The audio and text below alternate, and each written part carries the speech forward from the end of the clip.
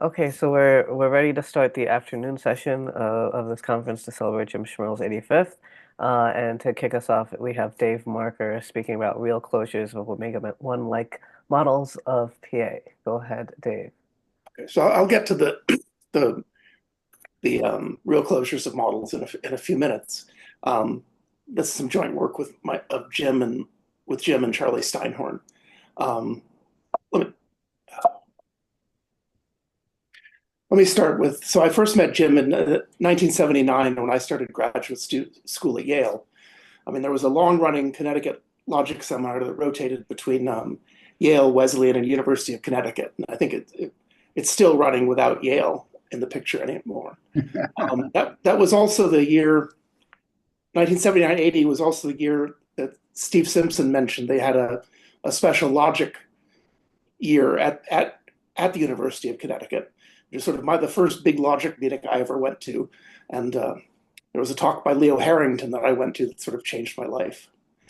So Jim was also always a fantastic presence to have in any seminar.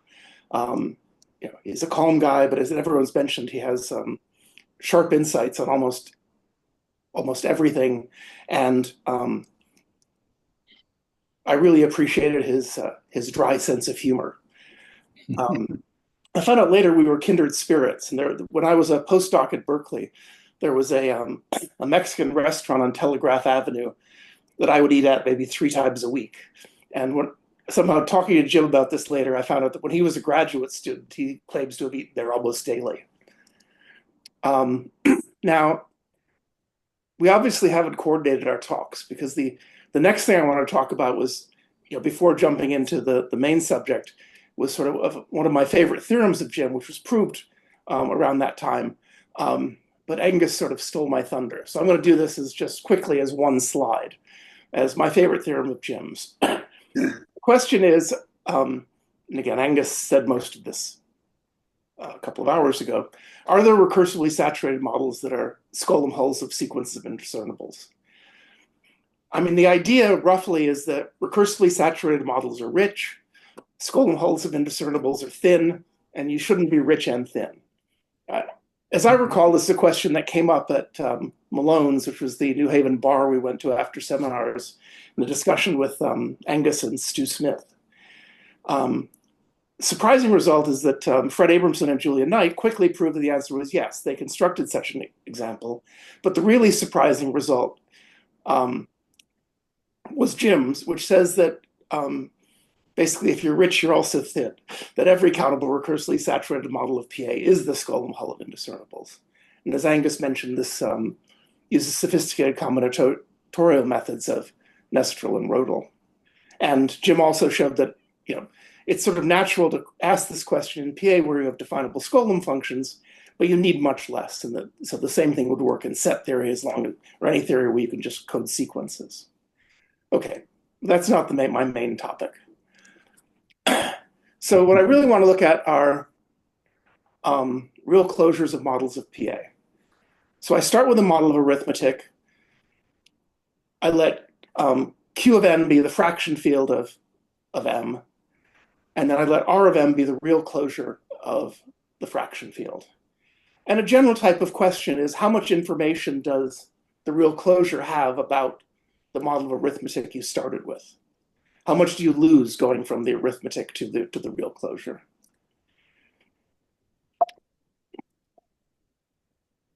And the starting point for this research is a result that I quite like of Paolo D'Aquino, Julia Knight, and Sergei Starchenko.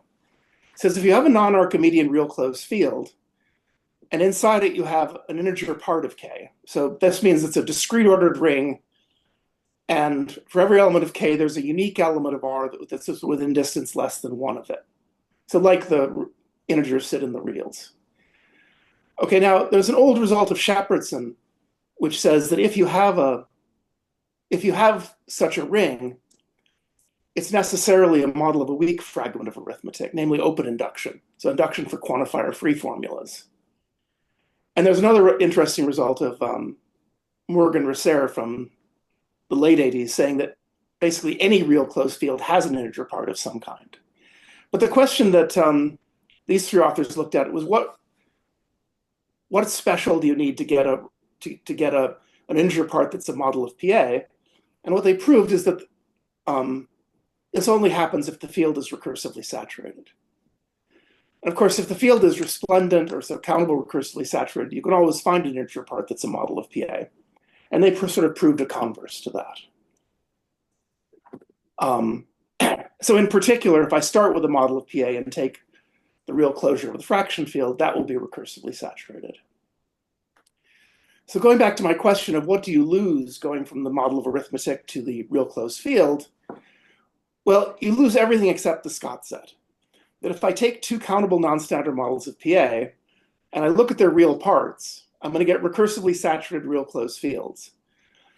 So these will be, in the countable case, these will be determined up to isomorphism by what types are realized, and that will be controlled completely by the Scott set.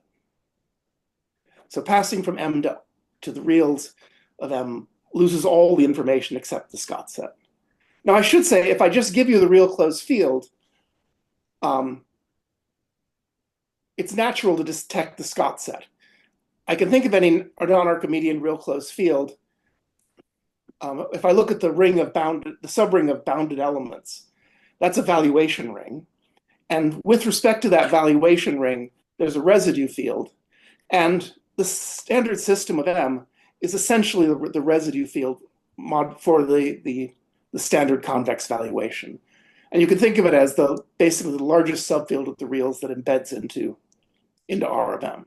I mean, this makes sense for any real closed field, but in the case when the real closed field is recursively saturated, this will actually be a Scott set. And there's a later result of Julia, Alf Dolic, Karen Lang, and myself saying that basically any Scott set can arise as basically the standard system of a recursively saturated real closed field. Okay, so in the countable case, basically the standard system is the only thing that tells models apart. Okay, so if I have two countable models with the same standard system, the real closures are isomorphic. And the question that Charlie Steinhorn and I started thinking about is, might the same thing be true for omega 1-like models?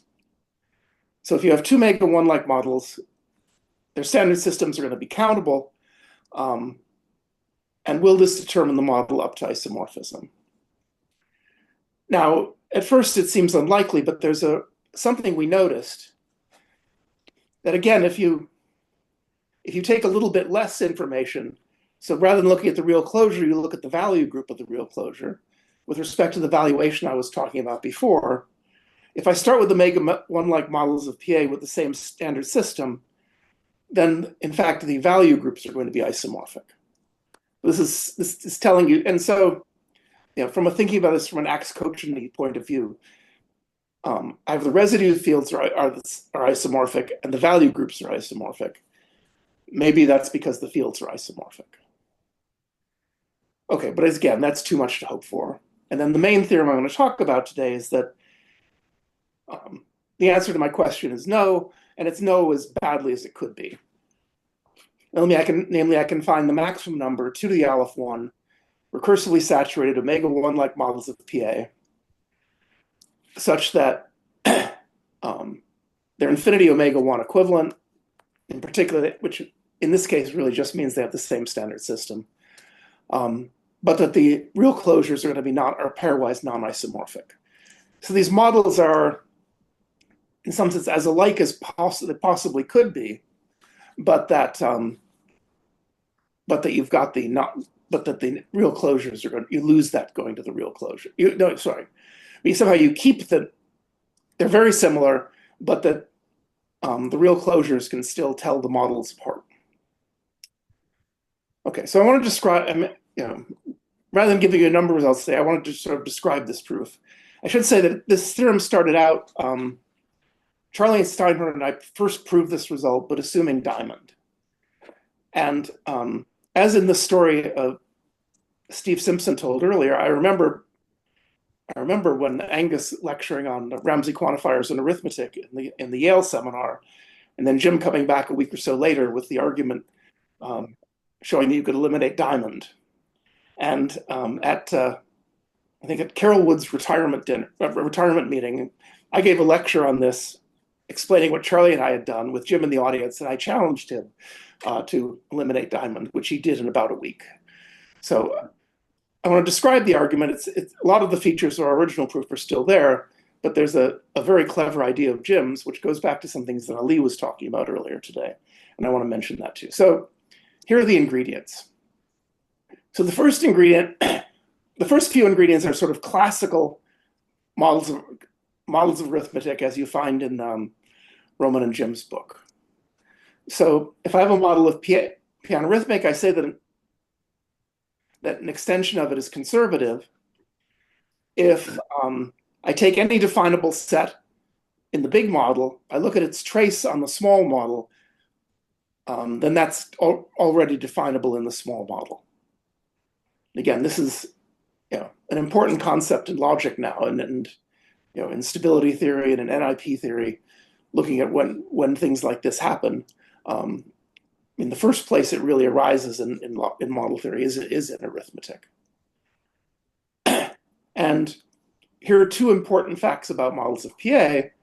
The first, again, using a proof of the McDowell-Specker, or at least the way Geifman does the proof of the McDowell-Specker, every model of PA has a conservative elementary end extension.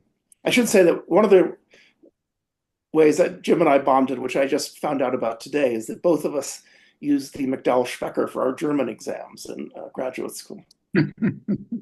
Okay, so every model has a conservative elementary extension, and at least in the countable case, every countable model has a non-conservative elementary end extension.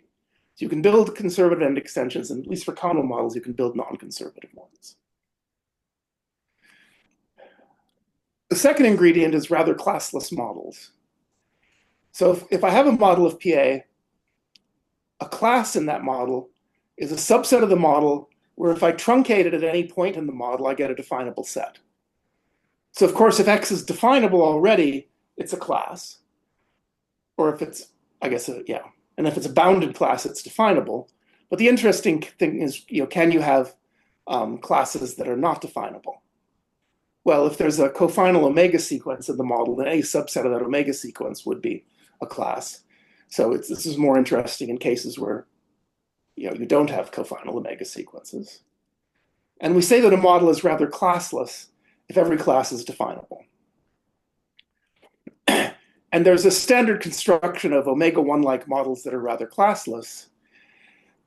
Namely, what I'm going to do is I'm going to take an Aleph-1 length continuous chain of elementary end extensions of countable models. And if I look at the set of alpha where the alpha plus first model is a conservative extension of the alpha set, and that's a stationary set, then the model you build is rather classless. Okay, so looking at what happens at successor stages, if there's a stationary set of places where I built a conservative extension, then in the end I get a rather classless model. Okay, so these are both sort of standard major topics in models of arithmetic. The third ingredient is very specific to this. It's how do you realize a type over a real closure of a model? And it's that our claim is that you basically have one chance to do it. That if I have a triple of elementary end extensions, and I have a type over the real closure of the first one, and it's realized in the real closure of the third one, it's already realized in the real closure of the second one, and in fact in the fraction field of the second one. This is a very easy argument, so let me sketch it. So a type over a real closed field is determined just by the cut in the ordering. If I have an element of the big real closure that realizes the type, I may as well assume that the element is between 0 and 1 by just applying a rational function, rational bijection. And if I take any natural number that's bigger than the first model, and any element of the second model that's within 1 over n, of the realization, then B is also a realization. Again, because the type just looks like a cut in the ordering. And if I'm very close to, if I'm infinitesimally close with respect to M to a realization, I'll also be a realization. Okay, so I pick some element of M prime that's bigger than M. Then, just because I have a Euclidean ring, I can find some C in M double prime such that A is between C over D and C plus 1 over D. Maybe one of these has to be a non-strict inequality. But again, big A is less than 1, so C is less than D. And because M prime is an element, M double prime is an end extension of M prime, this element C is already an M prime because D is an M prime. So C over D is in the fraction field of M prime, and it's also a realization of Q. This is a very trivial argument, but it ends up being a core to this. And the fourth ingredient is something that Jim told us about.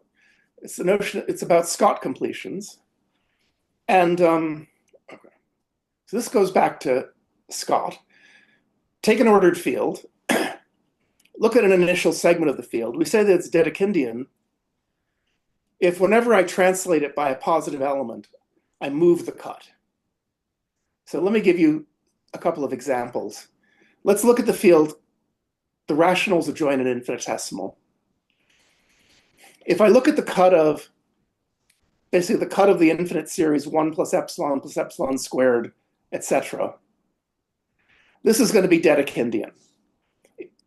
If I try to move this, I'd be moving it by an element that's bigger than some epsilon to the n, and that will move it outside the cut. Whereas some non-Dedekind examples, if I look at the cut of pi, well, I can move that by an infinitesimal and it won't move the cut, so that's not Dedekindian. If I look at the standard cut, so the things that are bounded by a natural number, I can shift that by 1, so that's not Dedekindian. So Dedekindian cuts are things like the first type, but not like the second or third. And then we say that an ordered field is Scott complete if every Dedekindian initial segment has a supremum in F. So I'm trying to do something of thinking like how the rationals sit in the reals. Well, I can't realize every Dedekind cut because there are just going to be too many of them, and it will, I can't control it. But perhaps I can just realize the Dedekindian ones. And what Scott showed in 69 is that if I have an ordered field, there is a Scott completion of it, and this is unique. It's the unique Scott complete ordered field such that F is dense in F hat. Now, Jim showed that Jim used these in models of arithmetic. So if I start with a model of PA, I can take the Scott completion of the fraction field. Jim, in a paper in 1985, showed that the Scott completion is a real closed field. And this is actually the paper of solving a problem of Sikorsky that Ali mentioned in his talk earlier today.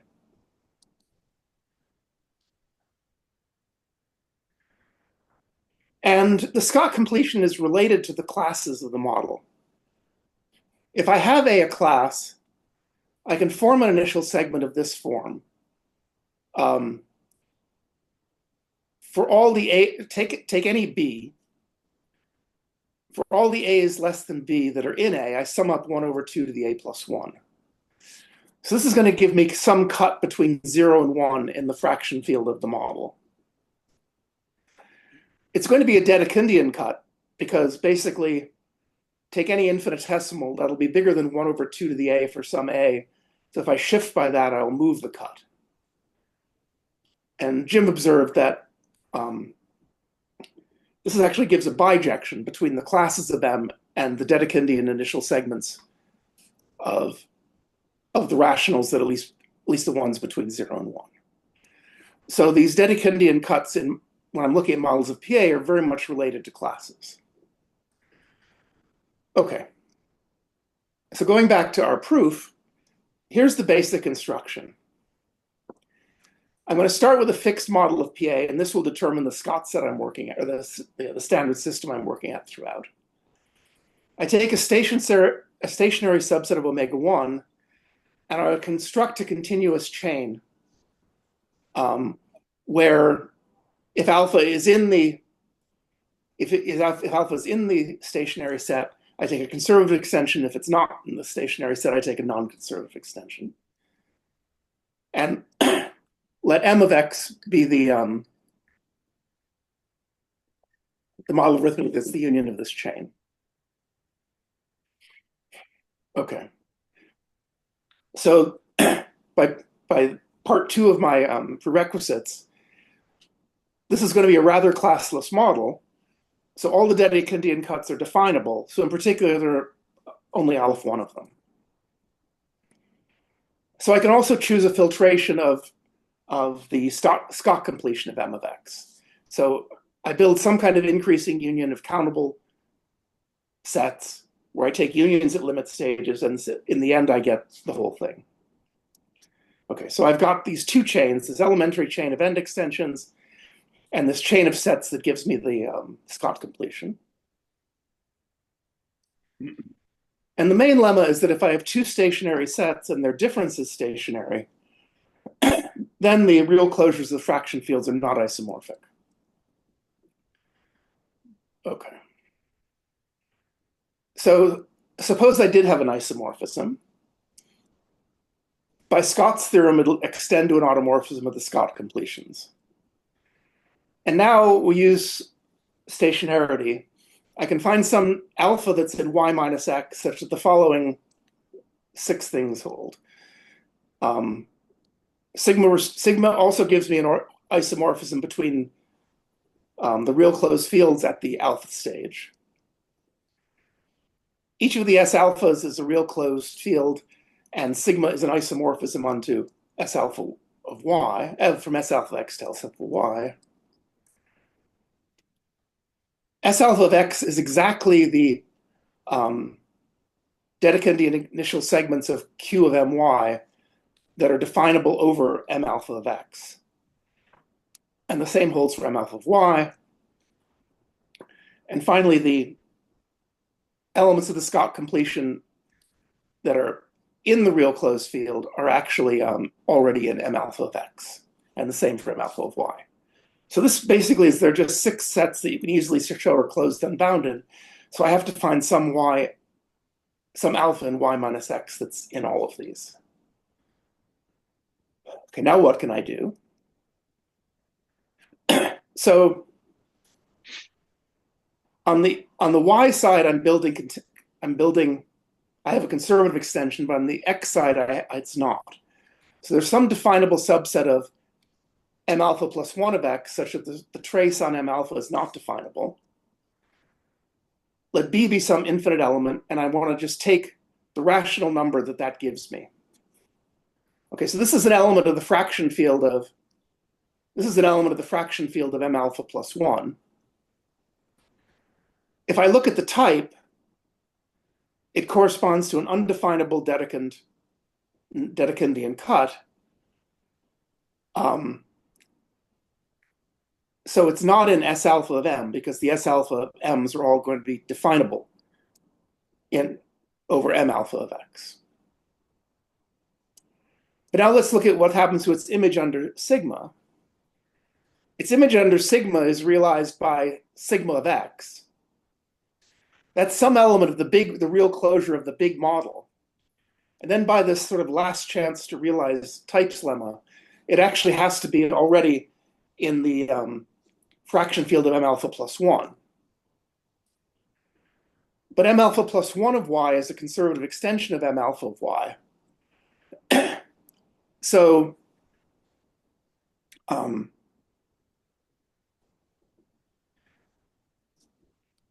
sigma is actually going to be in sigma of Q, the image is actually going to be in S alpha of y, because it has to be definable.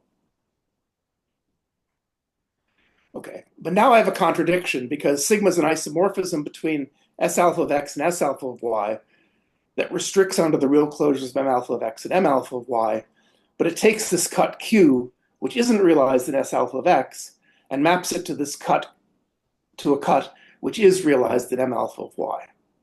I've done this quickly, but it's really a fairly simple argument once you get this idea down. So I can't possibly do this, so that contradicts the fact that I had an isomorphism to begin with. Okay, there are a few bells and whistles left to get the final theorem. There's the usual trick that I can find a maximal family of stationary subsets of omega 1 such that the differences are all stationary. I didn't do anything about making the model recursively saturated, but I can sort of do that for free. I can add a predicate for a partial satisfaction class, gamma, and instead of working in PA, work in PA star where I have induction over. I add gamma to the language and I have induction still in that language. And basically all of the theorems I talked about before are still true in PA star in this. So I can make all the models recursively saturated. And there's a result of Romans that if I have omega 1 like recursively saturated models of PA,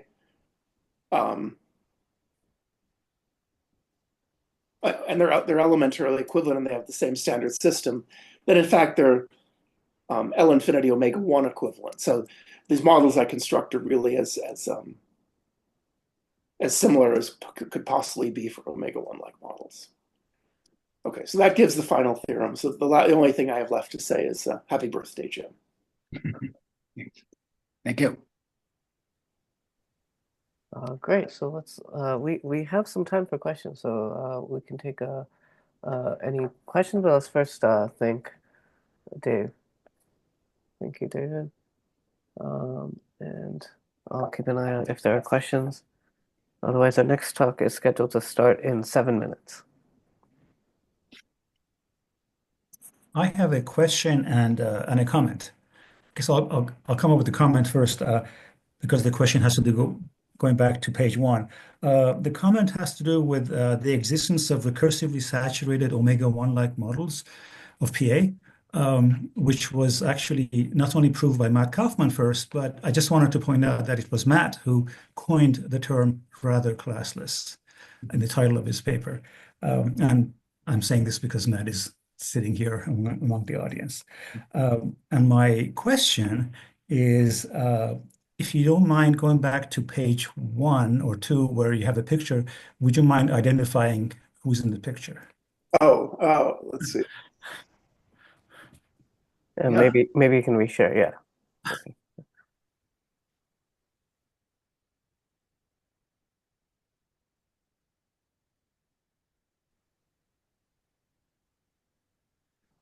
So I think this is taken like in spring '81 at a meeting at Harvard. So from the left, there's Carol Wood. Behind is Peter Pappas. In the burgundy jumper is Alex Wilkie. In the back is Lau van Dries. Angus in the jacket, Jim in front. In back, there's, I guess, Karsten Schmidt, who was a visitor at Yale at the time. And I think this is Peter Johnstone, who was a category theorist at Cambridge. Oh, yes. Okay. Yeah, thank you very much. It's a great picture.